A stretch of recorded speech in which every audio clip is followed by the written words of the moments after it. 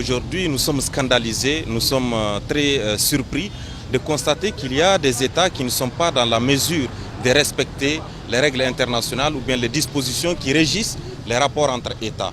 C'est très décevant de la part de ces différents États qui s'ingèrent dans les affaires internes de l'État. Il faudrait dire qu'il y a le principe de non-ingérence qui doit caractériser les relations entre États. Le respect de la souveraineté d'un État, c'est un principe phare qui doit caractériser les rapports entre États. Si aujourd'hui le Niger se retrouve dans une situation et que l'on constate une certaine ingérence, on ne peut qu'être scandalisé et saluer d'ailleurs l'effort et l'esprit de l'État nigérien qui a eu à demander à ce que les juridictions internationales soient saisies ou bien les institutions internationales par rapport à toutes ces questions d'agression ou bien ces questions d'ingérence auxquelles le Niger fait face depuis ces dernières heures. Alors aujourd'hui, c'est l'heure de lutter contre l'impérialisme, c'est l'heure de lutter pour la vraie indépendance, c'est l'heure de lutter pour la souveraineté et il va falloir à ce que l'on se tienne debout. Quelles que soient les souffrances, quelles que soient les insuffisances que l'on peut constater, il nous appartient d'avoir la détermination profonde de lutter pour notre véritable indépendance.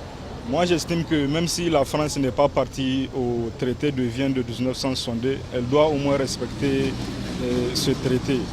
La République veut dire beaucoup de choses. La France est ingérée, oui, mais quelles représailles l'État du Niger est en train de faire pour cette ingérence? On doit stopper. C'est un crime de haute trahison intervenir dans un autre État. Les Français ou la République française doivent comprendre que nous, citoyens nigériens, nous sommes prêts contre vents et marins, contre notre vie, à protéger notre intégrité territoriale. Quelle qu'en soit la menace que peut surgir, nous sommes prêts, je le dis et je le réitère, à apporter notre pierre à l'édifice pour un Niger libre et indépendant. Regardez s'il vous plaît, la France, qu'elle vient mélanger les Niger à cause seulement de son intérêt. Même leur président en chante, il dit qu'il n'a pas que des intérêts. Et nous n'avons quoi? Il pense que lui, il est notre ami. Nous ne connaissons pas notre intérêt. Quand il ose revenir, quand il ose encore refaire la même situation, nous allons le traduire à la justice, aux autorités compétentes. Il ne dépasse personne. Nous sommes libres et indépendants. Nous avons notre souveraineté. Nous allons l'exercer pleinement. Je dis bien pleinement. En tant qu'étudiants, nous n'allons pas cautionner ces genres de manœuvres machiavéliques qui créent les conditions pour diviser le peuple nigérien.